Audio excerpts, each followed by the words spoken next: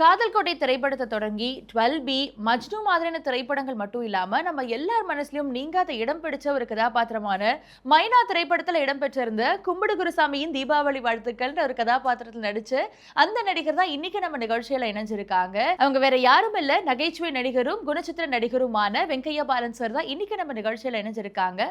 வாங்க. கும்பிடு குருசாமி தீபாவளி வாழ்த்துக்கள். தீபாவளி என்ற பேர் எப்படி வந்தது தெரியுமா? மூடின்னு போறியானது. பொதுவாக இந்த தயாரிப்பாக இருக்கட்டும் இல்லை டிஸ்ட்ரிபியூஷனாக இருக்கட்டும் வெளியிலேருந்து பார்க்கக்கூடிய ஒரு மேற்பார்வையாளர் மாதிரியான ஒரு வேலை, ப்ளஸ் கிட்ட இருந்து கொஞ்சம் டெக்னிக்கலாகவும் எல்லாத்தையும் கவனிக்கக்கூடிய ஒரு வேலையாக இருக்கும். ஆனால் நடிப்புன்னு வரும்பொழுது அது கம்ப்ளீட்டாக டிஃப்ரெண்ட்டாக இருக்கும். ஸோ ஃபர்ஸ்ட் டே உங்களுக்கு கேமரா வச்சப்போ அந்த உணர்வு எப்படி சார் இருந்தது? அதாவதுமா எனக்கு சிவசக்தி பாண்டியன் சொல்லி நான் நடிக்கிறேன்றது அவர் காரில் தான் போய் இறங்குறேன் ஷூட்டிங் ஸ்பாட்டில். எனக்கு சொல்லவே இல்லை அவர். ரியல் சாகடில் இறங்குறேம்மா. அப்போ அப்படிதான் ஒரு காட்சி அமைய போதும். அந்த காட்சி அமைப்பை தெரிஞ்சோம். ஆனால் சகிப்புத்தன்மை, என்னால் முடியுன்றது தைரியமாக இருக்கிறேன். நம்ம இப்போ ஒன்றும் இல்லைம்மா, என்னுடைய பேரனுடைய விளையாடின்ற ஒரு பால் போய் சாக்கடையில் விழுந்துட்டா நான் போய் எடுக்க மாட்டேன். ஒரு வேலைக்காரமாக அவங்கள எடுத்து கொடுக்க கழுவி கொடுக்கணுவேன். ஆனால் சினிமான்ற ஒரு ஆசை பாருங்க. ட்ரெயினில் ஏறிடுவோமா, டிடிஆர்கிட்ட போய் சார் அவசரப்பட்டு ஏறிட்டேன் சார், நான் ஷூட்டிங்க்கு போகிறேன் சார் அப்படின்னுவேன். ஷூட்டிங்கா அப்படின்னு. ஆமாம் சார். அந்த மைனால் ஓ நீ தானே அது. அப்போ 72 சீட்டில் போய் உக்காருன்னு. இது அந்த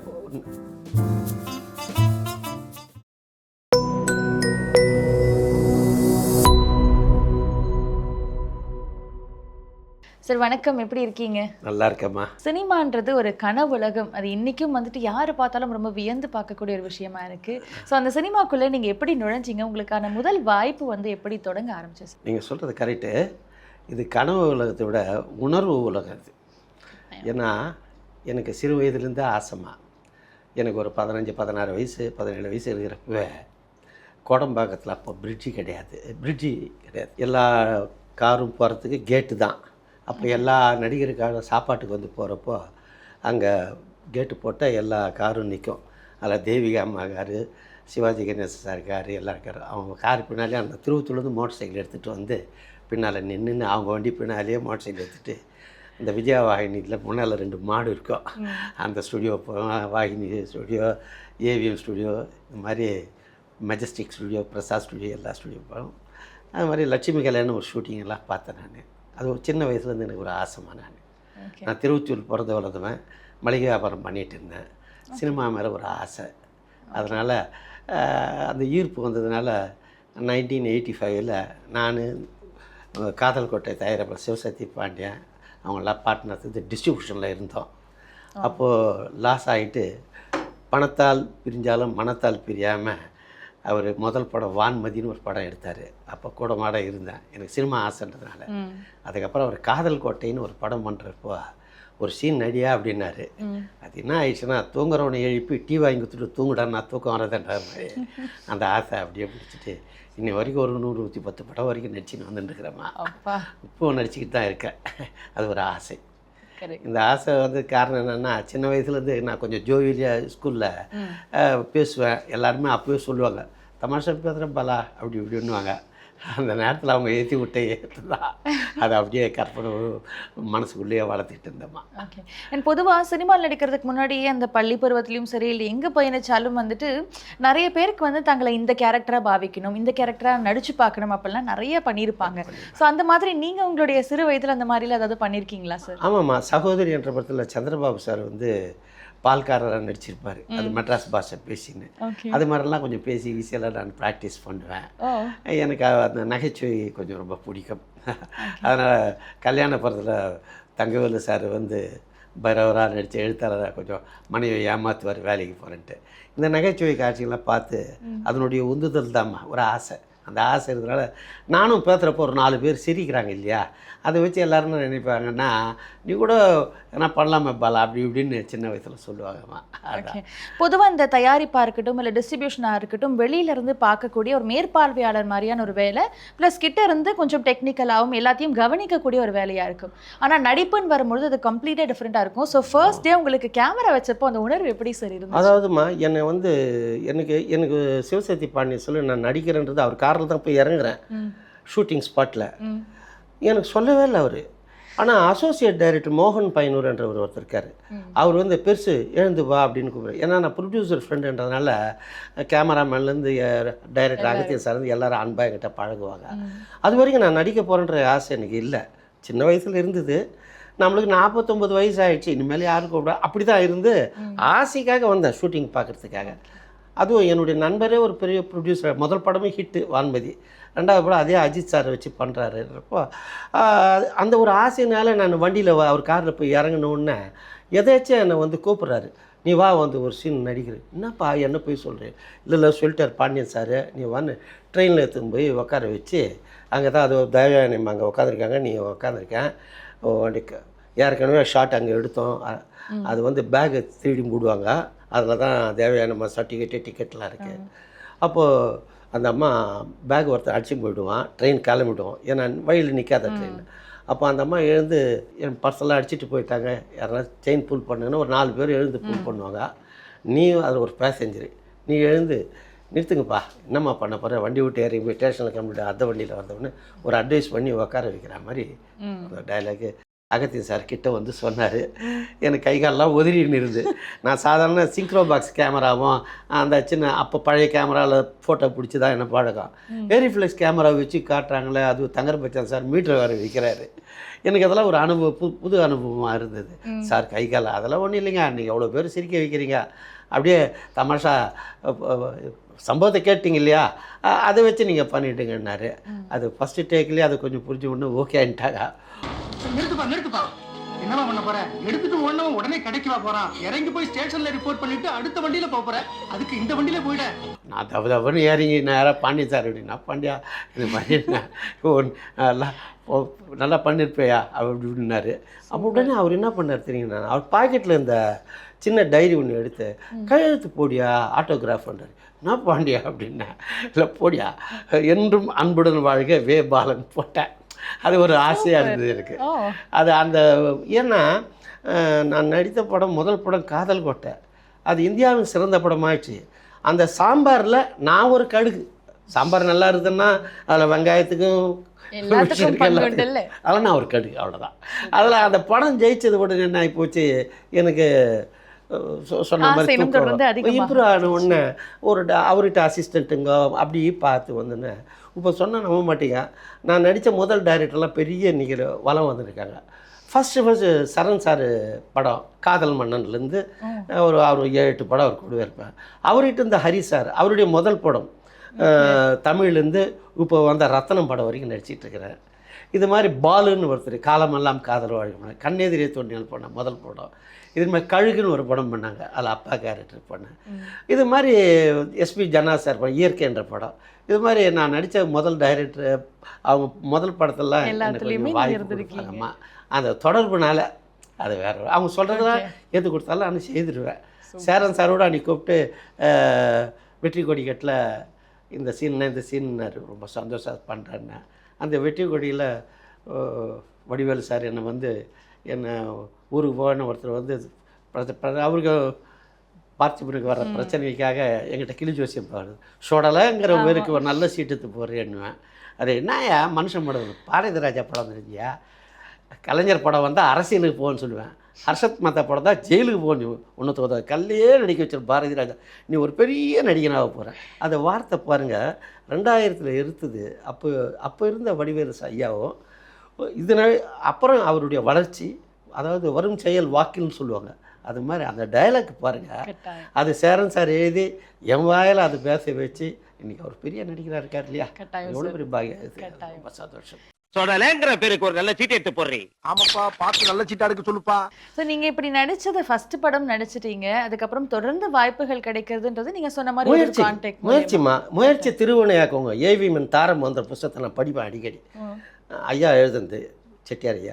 அந்த புத்தகத்தில் நான் படிச்சுட்டு முயற்சி திருவிழா நான் முயற்சி பண்ணி இந்த வயசில் கூட நான் 103 டிகிரி 102 மோட்டர் சைக்கிள் எடுத்துகிட்டு இப்போ கூட நான் இன்றைக்கும் மோட்டர் சைக்கிளில் தான் நான் போய் எல்லா இடமும் எல்லா தயாரிப்பு நிறுவனத்துக்கு போய் பார்த்துட்டு டைரக்டரில் பார்த்துட்டு வாய்ப்பு கேட்பேன். இன்றைக்கி பெரிய அங்கீகாரம் கிடைச்சிருக்குது. பிரபு சாலமன் சார் பண்ண படத்தில் கும்பிடு குருசாமி தீபாவளி மைனா படத்தில் அது உலகம் பூரா எல்லாருக்கும் தெரிஞ்சிருக்கு. இப்போது எதுக்கு சொல்கிறேன்னாக்கா, 6 வயசுலேருந்து நடித்த ஒரு கமலஹாசன் சார், அவருக்கு சகலகால வந்து ஹாப்பி நியூ இயர், இன்றைக்கி நியூ இயர் வந்தால் அவருக்கு கவனம் வருது. கட்டாயம். தீபாவளி வந்தால் என்னுடைய மீம்ஸ் போடுறாங்க. இப்போ 15 வருஷமாக இப்போ நான் இப்படியே இருப்பேன். என் மக ஆஸ்திரேலியாவில் இருக்கா, அங்கே போய் நான் தீபாவளி இப்போ இருந்தப்போ அங்கே வருது மீம்ஸுங்க, எல்லாரும் பா ஃபோட்டோ வருதுப்பா வந்துதுப்பா அப்படி ஒன்றுவாங்க. எவ்வளோ பெருமையாக இருக்குது பாருங்கள். 1.25 வரிமா அது, அவ்வளோ டைலாக்கு நான் தான்றது தெரியுது, இப்போ தான் தெரியுது ஓரளவுக்கு. அந்த டைலாக் எவ்வளோ ஃபேமஸ் ஆகிருது பாருங்க. இது ஒரு பெரிய அங்கீகாரம் கிடையாது. இது ஒரு திருப்தியாக போயிட்டுருக்கிறேன் அப்படி வாழ்க்கை தள்ளிட்டு. ஐயா ஐயா கும்பிடு குருசாமியின் தீபாவளி வாழ்த்துக்கள். நீங்க நடிக்க ஆரம்பிச்சப்போ உங்களுடைய நண்பர்களா இருக்கட்டும் அல்லது குடும்பத்தினர் என்னெல்லாம் சார் சொன்னாங்க? ஏதாவது ஓட்டுற மாதிரி ஏதாவது சொன்னாங்களா, இல்லைன்னா சூப்பரா இருக்கு தொடர்ந்து பண்ணு, நல்லா பண்ணுறேன் பாலா, நல்லா இருக்கு பாலா, நல்லா இருக்கு பண்ணு, அப்படியே பண்ணியா பெருசாக வரணும் அதிகமாகணும். அப்போ தான் சொல்லுவேன், எப்பா இலை போடுறாங்க, 16 ரகமான பதார்த்தம் வைக்கிறாங்க, சாதம் மட்டும் கொஞ்சம் கம்மியாக வைக்கிறாங்க, எனக்கு பசி ஆனால் சாதம் கம்மி. சீன்ஸுக்கு அதிகமாக கிடைச்சா இன்றைக்கி நான் ஓரளவுக்கு ஃபெமிலியராக இருப்பேன். ஒரு சீன் 2 சீன் கொடுக்குறப்போ என்னத்தை நம்ம திறமையை காட்ட முடியும், அந்த ஒரு சீனில் என்ன காட்ட முடியும், அது சந்தர்ப்பம் கிடைக்கணும். கழுகுன்ற படத்தில் அப்பா கேரக்டரே கிடைச்சிது, பீட்டராக நடித்து அதில் அந்த படமும் ஹிட் ஆகிடுச்சு. இது மாதிரி டைரக்டருக்கு மனசு வச்சு கூப்பிட்டு கேரக்டர் கொடுத்தா, இப்போ என் வயசுக்கு நான் ஒரு தாத்தா கேரக்டரோ அப்பா கேரக்டரோ மாமா கேரக்டர் தான் பண்ண முடியும் இல்லைங்களா, அது அமையணும். அந்த மாதிரி நீங்க எந்த படம் பண்ணியிருந்தாலும் அதுல வந்துட்டு ஓ இவரா அவரா அப்படின்னு சொல்லி ரெகக்னைஸ் பண்ணக்கூடிய ஒரு நல்ல ப்ராமினன்ட் ரோல்ஸ் தான் பண்ணிருப்பீங்க. 12B இருக்கட்டும் அல்லது 12Bல சாக்கடையிலேருந்து நிஜ சாக்கடை அதை சொன்னா நம்ப மாட்டீங்கம்மா. உண்மையிலேயே அது அண்ணா நகரில் ஐயப்பன் கோயில் தெரு டவர்ஸ் பார்க்குக்கு கேட்டு ரியல் ட்ரைனேஜ். அது நான் காலையில் 6:30 மணிக்கே ஜீவா கேமராமேன் இறந்துட்டார், அவர் தான் என்னை செலக்ட் பண்ணார். நான் யார்ப்பா அப்படின்னு கேட்டேன். நான் தாங்க ஆர்ட் டைரக்டர் அசிஸ்டன்ட்னாரு. ஒரு சின்ன ஏணி ஏற்றுமா அந்த ட்ரைனேஜ் உள்ள இறக்குறாரு. யார் நடிக்க போகிறது, நான் தான் அப்படின்னு பார்த்துனா அப்படின்னாரு. உடனே ஒரு ஆஃப் ஜட்டி மட்டும் வாங்கி வச்சுருந்தேன், முன்னுன்னைட்ட வாங்கி ஒரு ஆஃப் ஜட்டி ஸ்கேவஞ்சர்லாம் அவங்களாம் போடுவாங்க இல்லையா சாக்கடையில் இறங்கி, ரியல் சாக்கடையில் இறங்குறம்மா. அப்போ அப்படிதான் ஒரு காட்சி அமைய போதும். அந்த காட்சி அமைப்பை தெரிஞ்சு, ஆனால் சகிப்புத்தன்மை என்னால் முடியுன்றது தைரியமாக இருக்கிறேன். நம்ம இப்போ ஒன்றும் இல்லைம்மா, என்னுடைய பேரனுடைய விளையாடின்ற ஒரு பால் போய் சாக்கடையில் விழுந்துட்டா நான் போய் எடுக்க மாட்டேன், ஒரு வேலைக்காரமாக அவங்கள எடுத்து கொடுக்க கழுவி கொடுக்கணுவேன்.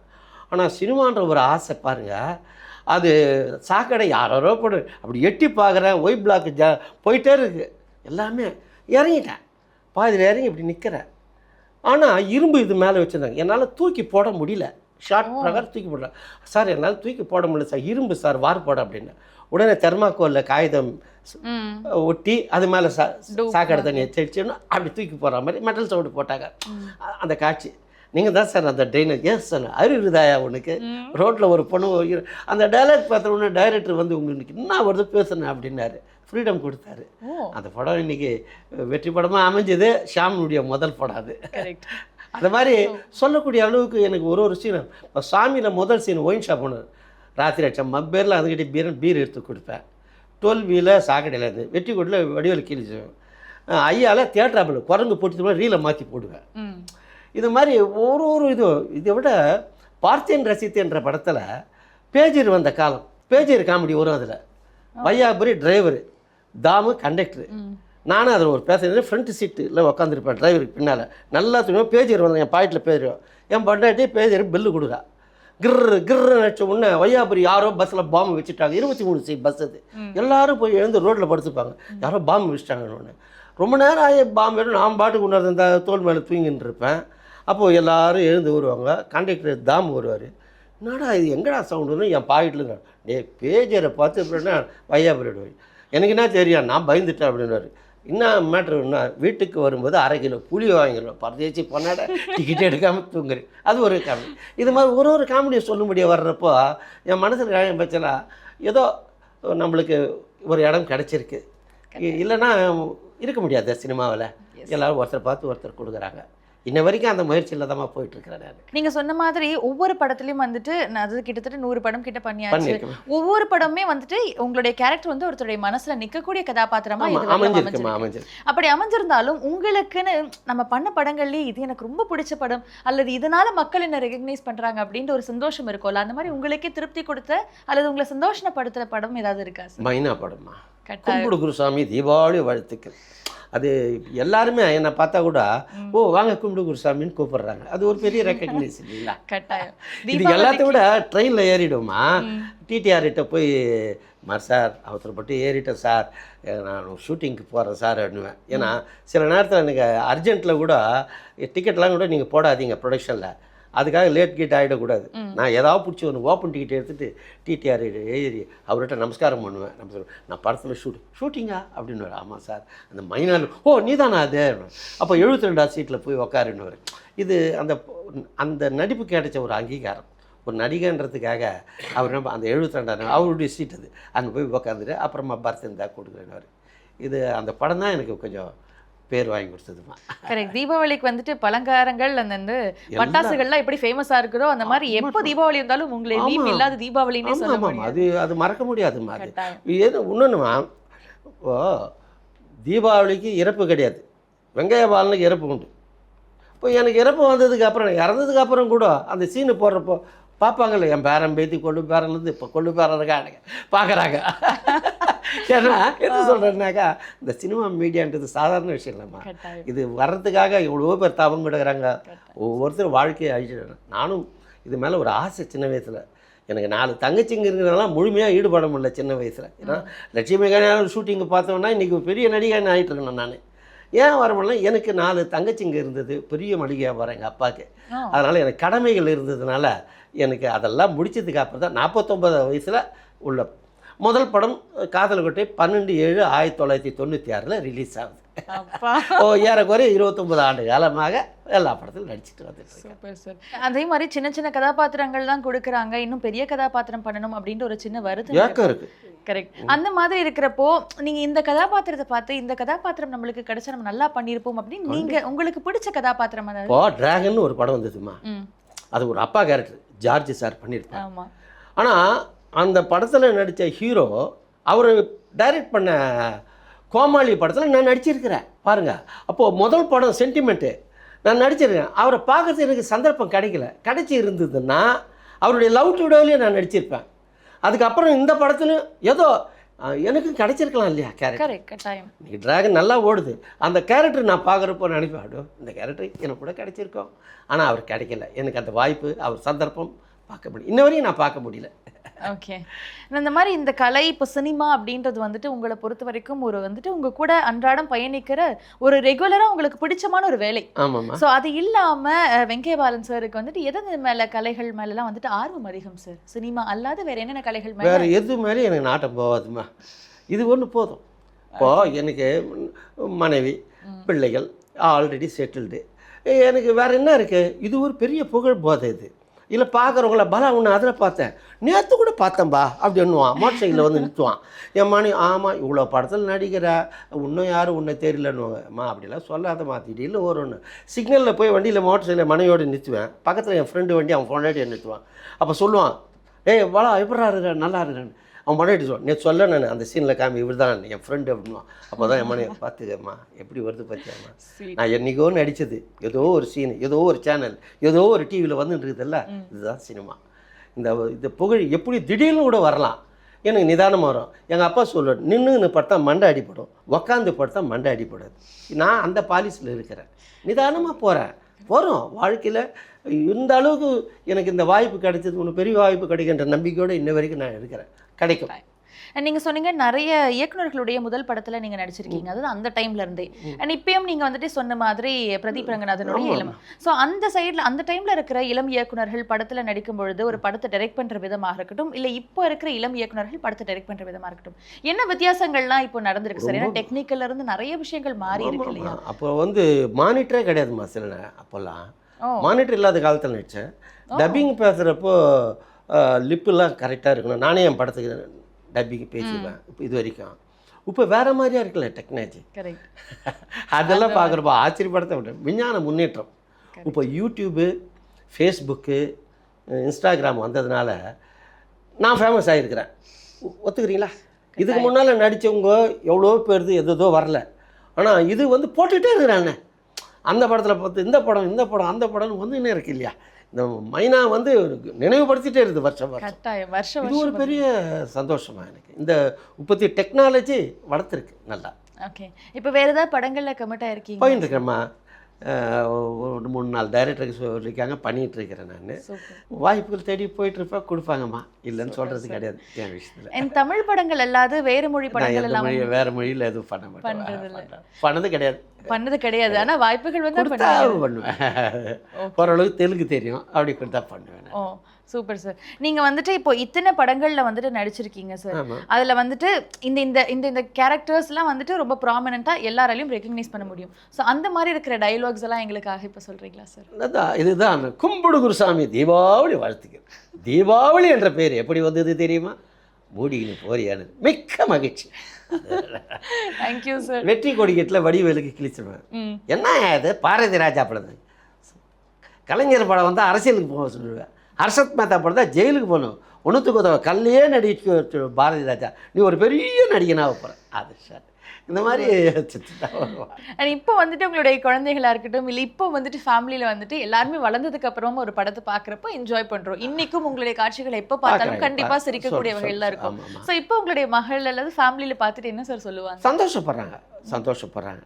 ஆனால் பெருசாக வரலீங்களே நீங்கள், இன்னும் பெருசாக வரலையே, அப்படி வர்றவங்க இப்படி வர்றவங்க. ஏம்மா இது இறைவன் அவர் போடுற பிச்சை அது.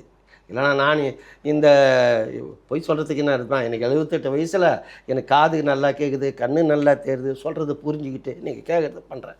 இதுக்கு இறைவன் கொடுத்த இந்த ஸ்ட்ரக்சர் பாடி நல்லா இருக்கு இல்லையா? மோட்டர் சைக்கிள் ஓட்டுறேன் இன்றைக்கி சொல்கிற டயலாக்கை வாங்கிக்கிறேன், உள்ளே வாங்கிக்கின்னு நம்ம நடிக்கிறோம். அந்த அளவுக்கு வயசாகி போச்சு வீட்டுக்கு அனுப்பியோன்னு சொல்லாமல் டைரக்டர் கோபம் வந்துடும், சொல்கிறது புரியலன்னாக்க. அது செய்கிறப்போ அதனால தானே இது வரைக்கும் என்னை தள்ளுது. அது வரும், எனக்கு என் மேலே எனக்கு நம்பிக்கை இருக்குது. அண்ட் முக்கியமாக வந்துட்டு இதுதான் கேட்கணும்னு நினைக்கிறவங்க கிட்ட. ஏன்னா நீங்கள் வந்து ஸ்டார்ட் பண்ணதே வந்து கிட்டத்தட்ட லேட்டாக தான் ஸ்டார்ட் பண்ணிருக்கீங்க, 49வது வயசுல தான் ஸ்டார்ட் பண்ணியிருக்கீங்க. அண்ட் இன்னைக்கும் மனம் தளராமல் வந்துட்டு கதாபாத்திரங்களுக்காக ஓடிட்டே நம்பிக்கை. ஸோ இன்னைக்கு வர இளைஞர்களுக்கு ஏதாவது ஒரு ரிஜெக்ஷன் ஒரு விஷயம் வந்தாலே வந்து அவங்க ரொம்ப துவண்டு போயிடுறாங்க. ஆனால் உங்களை பார்க்கும்பொழுது ஒரு ஃபுல் ஆஃப் பாசிட்டிவிட்டி, ஒரு ஃபுல் ஆஃப் எனர்ஜியாக நீங்கள் ஃபீல் ஆகுறீங்க. ஸோ அந்த முயற்சி இருந்துக்கினே இருக்கணும். நானாவது ஓரளவுக்கு பொருளாதார வளர்ச்சி இருந்து சாப்பாட்டு கஷ்டம் இல்லாமல் வந்து நடிக்க வந்தவன். இன்றைக்கி ஒரு சிலர்லாம் நான் பார்ப்பேன், படிச்சிருப்பாங்க, நல்லா படிச்சுப்பாங்க, 40,000 ரூபாய் சம்பளம், 50,000 ரூபாய் வேலையை வானா சினிமாவில் நடிக்கணும்னு வந்துட்டு ஒரு டிகிரி ஹோல்டரு பாவம் ஷேரிங் ரூமில் தங்கின்னு இருந்துட்டு அவங்க படுற கஷ்டம், சாப்பாட்டுக்கு படுற கஷ்டம், அவங்க அயன் பண்ணுறதுக்கு கூட எவ்வளோ கஷ்டப்படுறாங்க. ஏன்னா ஒரு இடத்துக்கு போனப்போ அயன் பண்ணின்னு போகணுன்றது சாப்பாட்டுக்கு கஷ்டம். அது யார் கொடுப்பாங்க? என்றைக்கோ ஒரு நாளைக்கு படத்தில் வாய்ப்பு கிடைக்கும், மற்ற நாள் ஃப்ரெண்டு வாங்கி கொடுப்பான், அவங்க டீ வாங்கி கொடுப்பாங்க, வீட்டு இந்த மாதிரி தோண்டு போகாமல் ஒரு சிலர்லாம் இன்றைக்கும் வாழ்ந்துன்னு வராங்க. நம்பிக்கை தான் அந்த நம்பிக்கை. இப்போ யோகி பாபெல்லாம் நீ கஷ்டப்பட்டு முன்னுக்கு வந்துடு, பரோட்டா சூரியெல்லாம் கஷ்டப்பட்டு முன்னுக்கு வந்தவங்க.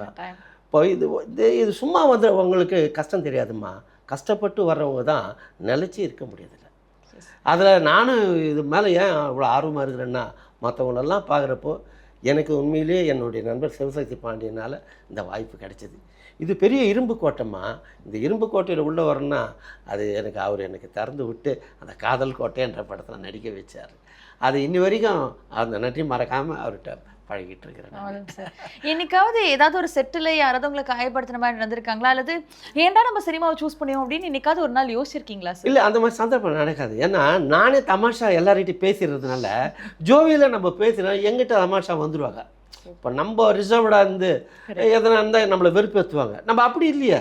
இப்போ ஒன்றும் இல்லைம்மா, மைனா படத்தில் அந்த ஷூட்டிங் நடக்கிறப்போ அப்படி ஊதுற அந்த புகை அப்படி போகுது, காலைல 5:45 மணிக்கு மூணாரில். அப்போ அந்த ஷாட்டு வந்து 6:30 மணிக்கு வைக்கிறாரு பஸ்ஸுலேயே, அதுலேயே சின்ன ஜென்ரேட்டரு. அப்போ எனக்கு யூரின் வந்துச்சு. சார் மாதிரி ஒன்றுக்கு போய்ட்டு வந்துடுறேன்னாங்க. நான் ஒன்றுக்கு போகிறப்போ ஒரு லைட் மேன் பின்னாலே வரும், நல்லா பணம் எப்பா நீங்கள் அப்படின்னு இருப்பா, இப்படி தான் ஏற்றி என்ன உங்களுக்கு ராத்திரியில் தூங்காமல் ஒரு ஜாலியாக இருக்கிறது நாங்கள் அடிச்சிட்டேன், என்ன இது மாதிரிலாம் வெறுப்பாத்தாத்தப்பா. அண்ணா சும்மா நான் எவ்வளோ பேருக்கு லைட்டிங்கெல்லாம் பண்ணி பார்த்துப்பேன், நீ பண்ண அந்த இது நல்லா இருக்குண்ணா, நீ பாரு இந்த படம் வந்துன்னு இல்லை அப்படின்னா, காலையில் சொல்கிற வாய் மூக்கிறத பழிக்கிட்டுப்பா அப்படின்னா, அது என்னமோ அந்த படம் வந்தவுடனே மாபெரும் வெற்றியானவுடனே. அது எல்லாத்த விடமா அந்த படம் ரிலீஸ்க்கு முன்னால் பெரிய நிறுவனம் பார்த்துட்டு, ஏஜிஎஸ் நிறுவனம் அவங்களாம் பார்த்துட்டு அதை ட்ரெய்லர் போட்டாங்க இல்லையா, அப்போ தீபாவளிக்கு ரிலீஸு. அப்போது என்னுடைய டைலாக் என் ஃபேஸோடு போடுறாங்க. எவ்வளோ பெரிய பெருமை அது. நான் எல்லாரும் பார்த்து நான் பாலா உன் முகம் அவ்வளோ பெருசாக தீபாவளி எடுத்துக்க சொல்கிறியே அப்படின்றாங்க. படம் பார்க்கல நான். படம் பார்த்ததுக்கு அப்புறம் தான் அடடா இப்படிப்பட்ட படத்தில் நம்மளுக்கு வாய்ப்பு கிடைச்சிது. அந்த பிரபு சாலமன் சாருக்கு நான் நிறைய தெரிவிச்சுக்கிறேன் அந்த இடத்துல. நீங்க வந்துட்டு நிறைய இயக்குனர்களோட பணியாற்றி இருக்கீங்க. அதுல வந்து உங்களுக்கு நெருக்கமான அல்லது உங்களுக்கு பிடிச்சமான இயக்குனர்னா எல்லா இயக்குனரும் ரொம்ப பிடிச்சவங்கம்மா. இவங்க அவங்க சொல்ல முடியாதும்மா. ஏன்னா நான் நடிச்ச படம் நல்லா அதாவது சொல்லிக்கிற மாதிரி இருக்குதா. இன்னைக்கு எவ்வளோ பேர் நடிச்சான்றாங்க. அந்த காலத்தில் கரிக்கோல் ராஜின்னு ஒரு நடிகர் நடிச்சிருந்தார். 6000 படம் நடித்தவர். எனக்கு பார்ப்பேன், டைட்டிலில் பார்ப்பேன். அவர் பஞ்சாயத்து சீனு இந்த சீனு எல்லாத்துலையும் இருப்பார். அவர் அப்படியே இருந்தால் அப்படியே போயிட்டார். ஓகே, நம்மளுக்கு இந்த அளவுக்கு வந்துருக்குது, இதுவே பெரிய விஷயம் இல்லையா? அப்போ மீடியா கம்மி இல்லையா? இப்போ ஒன்று அப்படி என்ன வந்துடுதே, அது எவ்வளோ பெரிய விஷயம். மீடியா தான் இன்னைக்கு இந்த அளவுக்கு. Super sir. டெக்னாலஜி, அந்த டெக்னாலஜி. இப்போ நீங்கள் நிறைய நல்ல கதாபாத்திரங்கள், அதாவது சொன்ன மாதிரி ப்ராமினென்ட்டான எல்லார் மனசுலையும் நிற்கக்கூடிய கதாபாத்திரங்கள் நிறைய பண்ணியிருக்கீங்க. அண்ட் நீங்கள் வந்துட்டு இங்கே வந்து நேரமாக இருக்கட்டும், உங்களுக்கு வந்து இனி நிறைய படங்கள் தொடர்ந்து வரணும்னு சொல்லி எங்கள் டீம் சார்பாக வாழ்த்துறோம். Thank you so much for coming. நன்றி சார். நன்றி.